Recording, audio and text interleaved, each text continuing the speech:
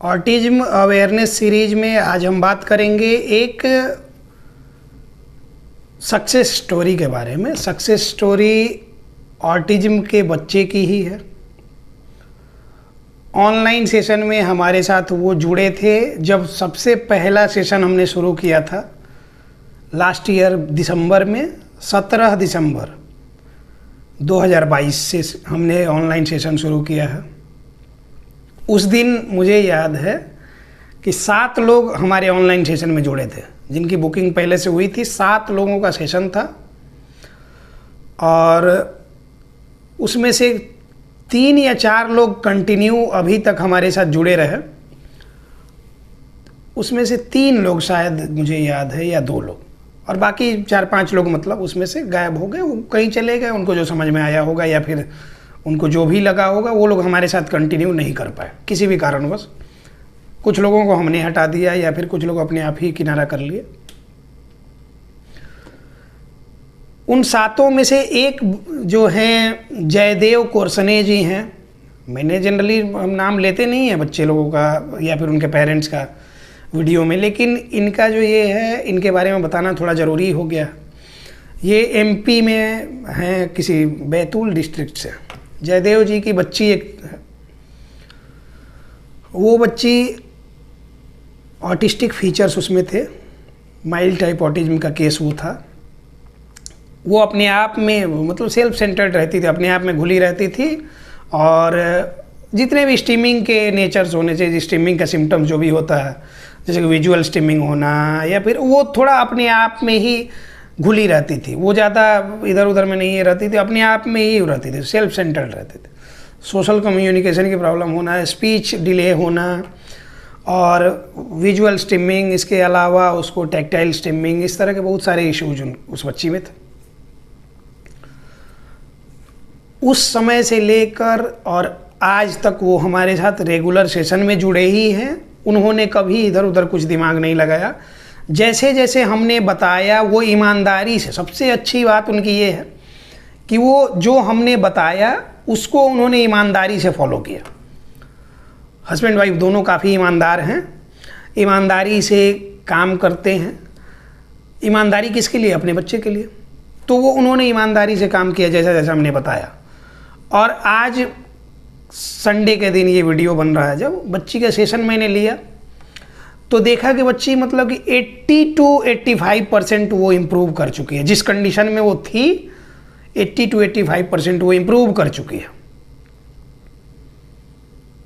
और ये हुआ है सिर्फ हमने तो एक दिशा निर्देश दिया ना, हमने एक मार्गदर्शन दिया, पथ प्रदर्शक का काम किया हमने कि ऐसे ऐसे ऐसे ऐसे आपको चलना है। उन्होंने क्या किया कि बिना दिमाग लगाए अपना, हमने जैसे जैसे बताया वैसे वैसे वो चले। वो सिर्फ ऑनलाइन सेशन में हैं हमारे साथ जुड़े हुए। वो कभी भी हमारे यहाँ हमारे फिजिकल सेंटर पे आए भी नहीं हैं, क्योंकि उनका प्राइवेट जॉब है, उनको समय नहीं मिलता है, उस तरह के ये नहीं है, तो नहीं आ पाए। लेकिन जो जो बातें हमने बताई उन्होंने अक्षरशः उसका पालन किया, और उसका नतीजा ये है कि बच्ची उनकी 85% तक ठीक हो चुकी है। और खुशी की बात है, हमारे लिए भी खुशी की बात है। जब पेरेंट्स खुशी से कोई बात कोई अपना ये करते हैं, अपनी खुशी जाहिर करते हैं, एक्सप्रेस करते हैं, तो हमें भी खुशी होती है। ये एक आत्मीय सुख है, ये मतलब कि शांति इसी से मिलती है।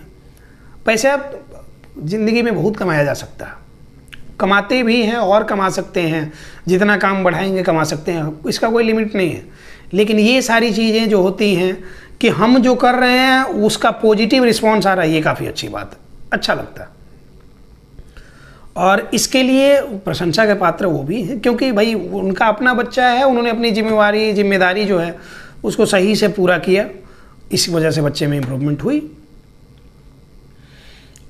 अब ये बातें बताने के पीछे मकसद ये है कि और जितने भी पेरेंट्स हैं, डेली हज़ारों लोग हमारा वीडियो देखते हैं, जितने लोग भी हमारा वीडियो देख रहे हैं या देखते हैं, और देख के फिर ऐसे ही कि बहुत सारे वीडियो देखते हैं, उसमें भी ये भी देख के इग्नोर कर जाते हैं, तो थोड़ा दिमाग स्थिर करके वीडियो को अच्छे से देखें और समझें कि इसमें क्या बातें कही जाती हैं। क्योंकि हमारा वीडियो जो होता है ना, कंप्लीट ये एविडेंस बेस्ड अप्रोच लेके हम आते हैं। ये स्क्रिप्टेड वीडियो नहीं होता है, ये एक्सपीरियंस जो किया है अपने फील्ड में, अपने लाइफ में, जो मेडिकल फील्ड में जो हमारा एक्सपीरियंस रहा, ये रिहेबिलिटेशन के बच्चों में जो एक्सपीरियंस रहा, उसको हम शेयर करते हैं। इसलिए ये बातें आपके लाइफ में यूजफुल हो सकती हैं, आपके बच्चे के लिए यूजफुल हो सकती हैं। तो इस पे सही से ध्यान देने की ज़रूरत होती है। हमने कितने ही पेरेंटिंग फॉर ऑटिज्म करके सीरीज जो चलाया, उसमें कितने ही बार इस पे चर्चा किया कि पेरेंट्स जब तक नहीं चाहेंगे बच्चा ठीक नहीं हो सकता। बाहर किसी भी, कितने भी बड़े डॉक्टर के पास आप जा रहे हैं, कितने भी बड़े एक्सपर्ट के पास आप जा रहे हैं, घर में अगर आप नहीं करते हैं बच्चे के लिए कुछ काम, उसके डेली रूटीन के लिए कुछ, तो आपका बच्चा ठीक नहीं होगा। ये बातें हमने कितनी बारी बताई हैं, और उसका उदाहरण ये हैं, इन्होंने ईमानदारी से फॉलो किया। एक बात और भी हम कहते हैं कि ना जान तो बात मान, और ना चीन तो नया कीन। ये हमारे भोजपुरी में कहावत है कि नहीं पहचानते हैं किसी चीज़ के बारे में, आपको आइडिया ही नहीं, गाड़ी खरीदना है, नहीं आइडिया, नया खरीदिए। ना चीन मतलब नहीं पहचानो तो नया खरीदो, नया कीन। और ना जान तो बात मान, जिस चीज़ को नहीं जानते हैं, जिस चीज़ के बारे में आप नहीं जानते हैं, उसके बारे में ज्ञानी बनना ही नहीं चाहिए। जो बातें बताई जाएं उसको बस ईमानदारी से अक्षरशः फॉलो करना चाहिए। और जितने लोग ऐसा कर रहे हैं उनके सारे बच्चों में पॉजिटिव इम्प्रूवमेंट है, उसमें कोई दो राय नहीं। एक मैंने एक और वीडियो में बताया था, एक बरेली से हैं, तो वो टीचर हैं, उनके बच्चे को प्रॉब्लम है, उनको जो जो बातें हमने बताई है, वो ज़्यादा से 20-25 मिनट का सेशन लेते हैं, उसमें जो जो बातें उनको पूछनी होती है पूछ लेते हैं, जो बताई जाती है ईमानदारी से वो अपना होमवर्क करके फिर नेक्स्ट सेशन में प्रेजेंट होते हैं, और उनके बच्चे में काफ़ी बढ़िया इम्प्रूवमेंट है। अब ये बातें तो आपको समझ में आ रही होंगी कि पेरेंटिंग का रोल इसमें बड़ा है, और हमारा रोल ये है कि सही चीज़ें आपको बताना। ये नहीं कि YouTube देख के आप थेरेपी कर रहे हैं और आप उसी से सक्सेस हो जाएंगे, नहीं हो पाएंगे। इसीलिए हम कहते हैं कि जितने लोग जहाँ से भी देश दुनिया कहीं से देख रहे हैं, हमारे पास नहीं आ सकते हैं तो कोई बात नहीं, हमारे ऑनलाइन सेशन में आप जुड़ जाइए ना, नंबर यहाँ पे दिया हुआ, उस पर आप कॉल करके बात कर सकते हैं, या फिर उस पर मैसेज करके प्रोसीजर जान सकते हैं। तो ये बात। अब रही बात कि जैसे हम कितने सारे वीडियो में अपने कहे हैं कि ऑटिज्म इज क्योरेबल। आप लोगों ने मेरे चैनल पे बहुत सारा वीडियो देखा होगा जिसमें मैंने लिखा है, मैंने थंबनेल में लिखा है, मैंने वीडियो में बताया है कि कैसे कैसे ऑटिज्म क्योर होता है, हो सकता है। तो कुछ लोगों का काम क्या है कि अननेसेसरी, उनको फालतू के लोग बैठे रहते हैं, कोई काम धाम है नहीं, घर से फ्रस्ट्रेटेड होके वो आते हैं सोशल मीडिया पे इधर उधर ये करने, उसी में कहीं से कुछ वीडियो दिख जाएगा तो कहेंगे ऑटिज्म को कैसे आपने बोल दिया क्योर हो जाता है, ये करता। उनको नहीं पता, उनको भी नहीं पता कि ऑटिज्म है क्या, असल में उनको पता ही नहीं है। जो जानेगा कि ये है क्या और कैसे कैसे ये होता है, वो अननेसेसरी बात बिना मतलब का करेगा ही नहीं। वो जानने में इंटरेस्टेड रहेगा कि कैसे कैसे ये ठीक होता है, ये नहीं कि आर्ग्यूमेंट करने में। और जो लोग आर्ग्यूमेंट करते हैं उनका सही जवाब उनको मिलता भी है। बहुत सारे अदर चैनल वाले, अदर क्लिनिक वाले आते हैं कुछ कुछ अपना यहाँ पे तेज बनने, तो यहाँ पे तेज बन के कोई फ़ायदा ही नहीं है। यहाँ आपसे ऑलरेडी स्मार्ट लोग यहाँ बैठे हुए हैं, तो आप जो नैरेटिव, फेक नैरेटिव फैला के रखे हैं, एक प्रोपागेंडा फैला के कि नहीं ठीक नहीं हो सकता है, या फिर ये नहीं होता है ठीक, कौन कैसे बोल दिया। इसी में एक चीज़ और ऐड करना चाहेंगे। अभी कोलकाता से हैं लोग, एक बच्ची, वो झारखंड के हैं, कोलकाता में रहते हैं, हमारे यहाँ वो बच्ची आई थी, आज से वही मार्च में आई थी, वो 1 सप्ताह के लिए असेसमेंट के लिए। उसके बाद उन लोग अपने घर चले गए। हमने बोला कि गांव में थोड़ा लेके जाइए, सोशल इंटरेक्शन बच्चे का। बच्ची ऑटिस्टिक फीचर्स उसमें है, लेकिन माइल्ड ऑटिज्म के फीचर्स। हमने बोला कि इसमें ऑटिज्म सस्पेक्टेड केस है, क्योंकि 2-4 दिन में तो कंफर्म कहा नहीं जा सकता। भेज दिया गया उनको, गांव में गए लोग। अभी फिर उन लोग आए थे 15 दिन के लिए हमारे यहाँ पे, तो डेली 2-2 सेशन उनका चला है, मतलब 25-30 सेशन बच्चे का हुआ फिर से, क्योंकि वो लोग दूर दराज के हैं तो पटना में ज़्यादा दिन रह नहीं सकते हैं। तो जितना रहे उसमें बच्चे को देखा गया कि सेंसरी इश्यूज बहुत सारे उसमें हैं, लेकिन क्या हुआ है ना कि समझदारी बढ़ी है, सोशल इंटरेक्शन वगैरह उसका इम्प्रूव किया। अब फाइनल असेसमेंट के लिए जब बुलाया गया तो उन्होंने कुछ बताया कि उनके कोई रिलेटिव है, कोई लड़की क्लिनिकल साइकोलॉजी की पढ़ाई कर रही है, तो वो बीच में उनके यहाँ आई थी, तो बच्ची को देखी, तो उसके बाद रिपोर्ट वगैरह सब मांगी। उसके बाद उसने कहा कि ये तो ऑटिज्म है और ये माइल्ड टू मॉडरेट लेवल का है, और ये क्योर नहीं हो सकता। आपके डॉक्टर ने क्यों कैसे बोल दिया क्योर हो जाएगा, ये ठीक नहीं हो सकता है, वो गलत बोल रहे हैं। तो सबसे पहली बात क्या होती है, अब उन लोगों ने, मैंने बोला कि उस टाइम हमसे बात करवा दिए होते ना आप, तो उसको हम समझाते हैं फिर कि क्या होता है। क्या होता है कि नया नया जब ये होता है ना, नया नया जब आदमी पढ़ रहा होता है, जब नहीं कुछ पता होता है, जैसे एक ये है ना कविता कि सबसे पहले मेरे घर का अंडे जैसा था आकार, तब मैं यही समझती थी बस इतना सा ही है संसार। तो नया नया जब कोई आता है, उसको भोजपुरी में तो अलग ये में कहते हैं, लेकिन ऐसे हम समझाते हैं, तो उसको लगता है कि जैसे कि नया नया एनर्जी कुछ मिल जाए, कुछ पावर आपके हाथ में दी जाए, तो बंदर की तरह उछल कूद आदमी बचाता है। हम लोग भी जब first year, second year, third year में आए तो लगा कि अब तो क्या है कि पहले तो 11th-12th में ऐसे ही कॉलेज जाना होता नहीं है, कोचिंग इंस्टीट्यूट जाना होता है, और वहाँ पे उस तरह का कुछ माहौल होता नहीं है। फिर सडन एक तरह से ऐसे माहौल में आ गए कि लोग रिस्पेक्ट की नज़र से देखने लगे कि अब ये मतलब फ्यूचर डॉक्टर होने वाला।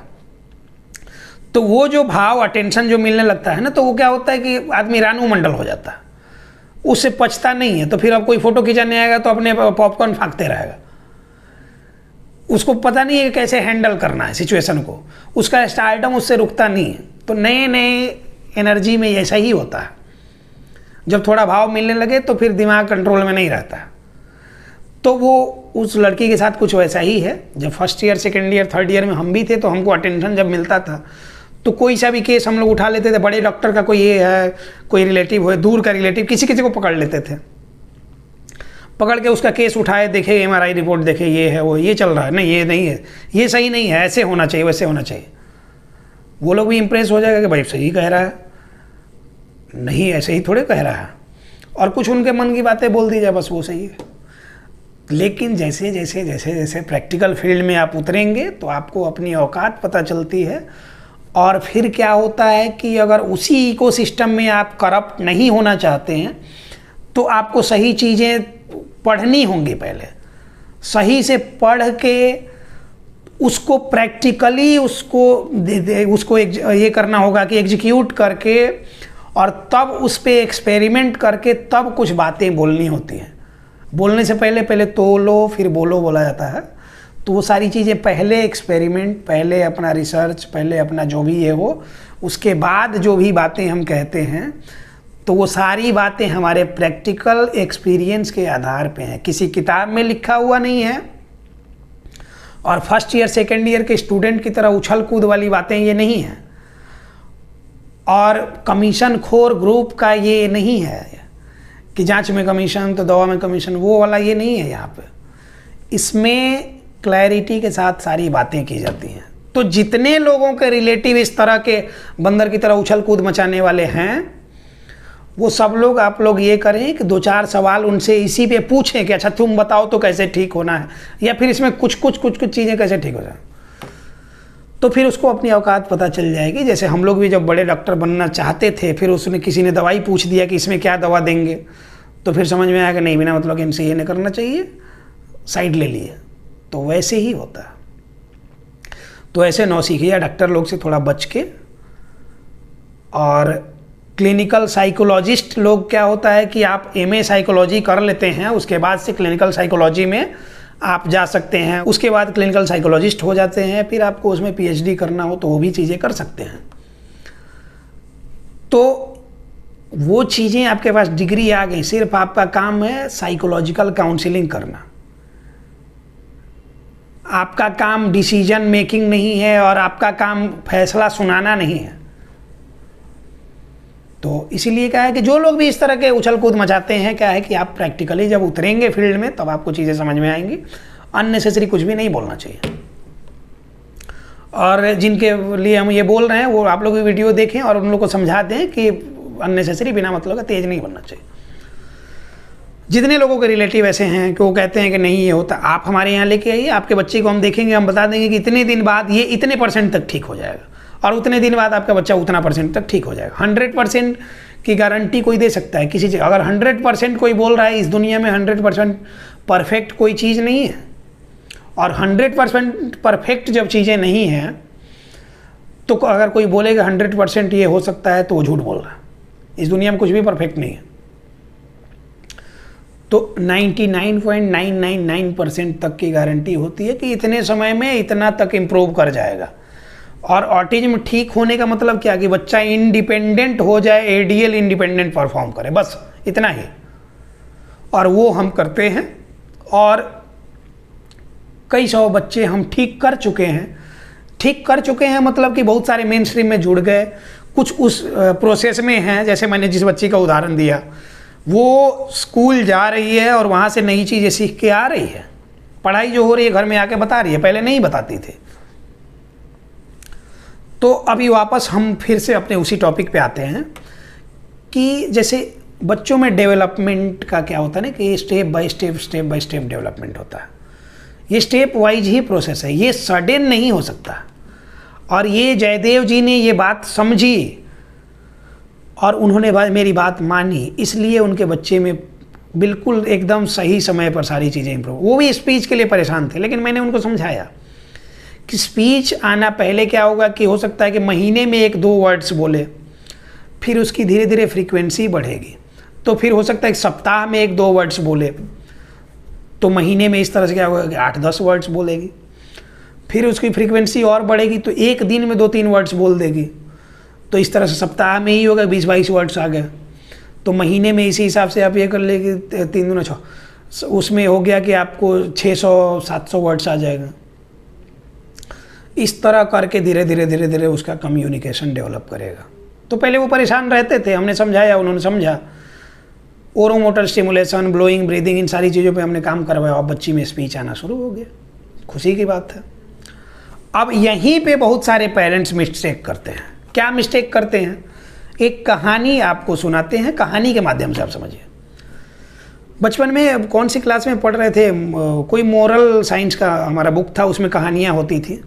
तो उसमें पढ़ाया गया कि मतलब कि एक कोई ये था, किसान था, उसको किसी भगवान के वरदान से सोने का अंडा देने वाली मुर्गी मिली। तो क्या है कि मुर्गी रोज़ क्या करती थी, सुबह सुबह अर्ली मॉर्निंग वो एक सोने का अंडा देती थी और ये उसको बेच के अपना दिन भर का जुगाड़ करता था। एक दिन बैठा बैठा सोच रहा है क्या कि ये रोज़ एक सोने का अंडा जो दे रही है, इसको बेच के हमको कितना पैसा मिलता है, इसमें तो मतलब कि रोज़मर्रा के खर्च में ये सारा खर्च हो जाता है। तो ऐसा करते हैं ना कि एक दिन, अब चूँकि आ रहा है इसके पेट से ही, तो एक दिन उसने सोचा कि मुर्गी को मार देते हैं और पेट फाड़ के सारा ही अंडा निकाल लेते हैं, एक ही बार में बेचेंगे, अमीर बन जाएगा। तो प्लान उसने ये कर दिया काम तमाम उसका। मुर्गी को काट दिया, उसके बाद चीर दिया पेट। तो उसके बाद क्या है कि वहाँ तो कुछ अंडा ही नहीं है। उसके बाद अपना सर पीटने लगा, हाथ में कुछ भी नहीं आया उसके, जो सोने का अंडा रोज के रोज आ रहा था। अब लालच के अपने चक्कर में उसने क्या किया कि उसको काम तमाम कर दिया। वो उसने सोर्स ही बंद कर दिया। सोर्स बंद कर दिया तो अब सोने का अंडा देने वाली मुर्गी ही खत्म हो गई। अब जब सोने का अंडा देने वाली मुर्गी खत्म हो गई तो फिर से वही गरीब। मतलब इस कहानी का इतना सा है कि बहुत सारे पेरेंट्स लोग हमारे साथ जुड़े। कुछ लोग कंटिन्यूटी मेंटेन किए, पेशेंस के साथ रहे, उनके बच्चे काफ़ी हद तक इम्प्रूव किए। कुछ लोगों का दिमाग नाचता है, तो दिमाग नाचने के चक्कर में वो क्या करते हैं कि मुर्गी को सोचते हैं कि एक ही बार हलाल करो, सारा अंडा निकाल लो। रोज़ रोज़ एक अंडा मिल रहा है, वो नहीं, उनको ये है, मंजूर नहीं है। अभी मैंने बताया था कि एक कुरुक्षेत्र से, क्या तो नाम है अभी मेरे ध्यान में नहीं आ रहा, वो लोग जुड़े हुए थे। 1 महीना जुड़ा लोग, बच्चे में थोड़ी सी इम्प्रूवमेंट हुई, वो लोग बावले हो गए। उसके बाद से क्या हुआ कि फिर वो अपना कुछ दिमाग लगाना शुरू किया। तो उनको बोल दिया गया कि नहीं, ऐसे नहीं हो सकता है। तो फिर उन लोगों को हटा दिया गया। अब वो उनको लगा कि मतलब एक ही बार में हलाल करके मुर्गी से सारा अंडा निकाल लें। अब वो अपना भटकेंगे इधर उधर, उनको लगता है कि अपने से ये कर लेने से हो जाएगा, तो नहीं होगा। तो ये बातें हम इसलिए समझाते हैं कि आगे और लोग इस तरह की गलतियां ना करें। जब सही प्रोसेस चल रहा है, एक एक अंडा आ रहा है ना रोज रोज, उसमें खुश रहिए। एक ही बार में सारे के फेर में ना पड़िए, नहीं तो नुकसान कर जाए मुर्गी हलाल।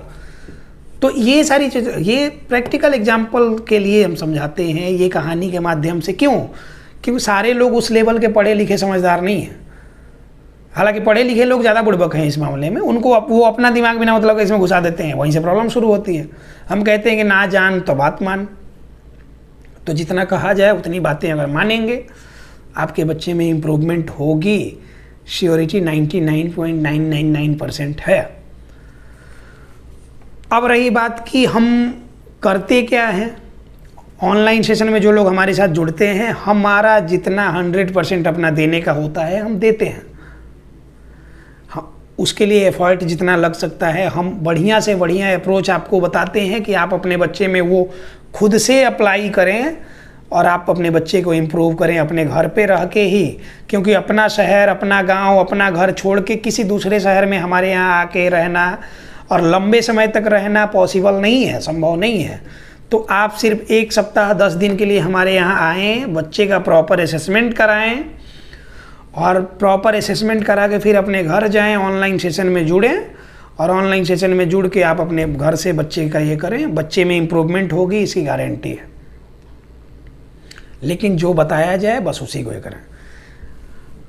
और एक कहावत और है कि क्या होता है ना कि एक ही बार में मल्टीपल ओपिनियन लेना नुकसान करता है। ढेर साधु मठ उजाड़ ऐसे बोलते हैं कि मतलब एक मठ पे ज़्यादा लोग ओपिनियन देने वाले हो जाएंगे, ज़्यादा लोग मालिक हो जाएंगे तो वो मठ उजाड़े। एक ऑर्गेनाइजेशन में ज़्यादा लोगों का मत आने लगेगा ना, सबका अपना अपना कि सब मालिक बनने लगेगा, उजाड़ हो जाएगा। रिस्पॉन्सिबिलिटी कोई नहीं लगेगा, मालिकाना हक सब जताएंगे। उसी तरह क्या होता है ना कि मल्टीपल ओपिनियन से आपका नुकसान हो सकता है। सबसे पहले तो जितने भी लेमैन लोगों का चैनल है, जो सिंपैथी चैनल है, सिंपैथी सीकर चैनल जो हैं, उन सारे लोगों का चैनल अवॉइड करें कि बच्चे को आगे करके उन लोग दिखाते हैं कि ये सीवियर ऑटिस्टिक था, उसके बाद से क्या है कि ये इस तरह का था, उस तरह का था। 1.5-2 साल तक तो ये बिल्कुल भी किसी से बात ही नहीं करता था, एटीट्यूड में रहता था। उसके बाद से फिर इसने बोलना शुरू किया, हमने थेरेपी किया तो, अपने से किया तो, ये सारी चीज़ें उल्टी पुल्टी बहुत तरह की चीज़ें बताई जाती हैं। उन सब चीज़ों को अवॉइड करके सही चीज़ें ये हैं कि बच्चे में अगर डेवलपमेंटल डिले हो रहा है तो सबसे पहले उसको रोकने की ज़रूरत है, पेरेंटिंग प्रॉपर करने की ज़रूरत है। और उसके बाद से ज़्यादातर बच्चों में अभी के टाइम में वर्चुअल ऑटिज्म के सिम्टम्स डेवलप कर रहे हैं, वो ज़्यादातर आइसोलेशन में और स्क्रीन टाइम ज़्यादा होने की वजह से। तो उसमें सेंसरी इंटीग्रेशन की प्रॉब्लम आती है, सेंसरी प्रोसेसिंग डिजॉर्डर डेवलप करता है। उन सबको ठीक करने के लिए आपको कहाँ जाना चाहिए, तो इसके लिए बिना माथापच्ची किए इस नंबर पे आपको 2 से 4 के बीच में कॉल कर लेना चाहिए, या फिर 24/7 आपको इस नंबर पे मैसेज करके आप हमारे ऑनलाइन सेशन का प्रोसीजर जान सकते हैं, ऑनलाइन सेशन में हमारे साथ जुड़ सकते हैं। ऑनलाइन सेशन में जिस दिन से आप जुड़ेंगे आपकी आधी प्रॉब्लम उसी दिन से सॉल्व हो। जिस दिन आपका असेसमेंट हो गया, जिस दिन बातचीत हो गई, सारी चीज़ें आपको समझा दी गई, उसके बाद से 50% प्रॉब्लम आपके पहले दिन ही सॉल्व हो जानी है। ये हमारी कोशिश ये रहती है और ज़्यादातर लोगों को ये बात पता है, जो लोग भी हमारे साथ ऑनलाइन सेशन में जुड़े हैं अभी तक। तो उम्मीद करते हैं कि अभी के टाइम में मतलब कि इस तरह के भंवर जाल में सब और फ्रॉड और ये सब और अननेसेसरी सलाह बांटने वाले ढेर रायचंद लोगों से जो आप लोग देख के फ्रस्ट्रेटेड हो चुके हैं, ये कर चुके हैं, मान चुके हैं कि नहीं ठीक होगा, नहीं ठीक होगा। एक बार आप हमारे साथ जुड़ें, आपके बच्चे में गारंटीड इम्प्रूवमेंट होगी। और उम्मीद करते हैं कि आपको हमारा ये वीडियो समझ में आएगा, क्योंकि आपके लिए समझाने के लिए हमने सही सही बातें इसे बता दी। कोई भी स्क्रिप्टेड बातें नहीं है, जो जेन्युइन बातें हैं वो आपको हमने समझा दी। समझना आपका काम है। हम तो बस ये है कि कबीरा खड़ा बाजार में सबकी मांगे खैर, ना काहू से दोस्ती ना काहू से बैर। अब इसी के साथ इस टॉपिक को क्लोज करेंगे, मिलते हैं किसी नेक्स्ट टॉपिक में। धन्यवाद।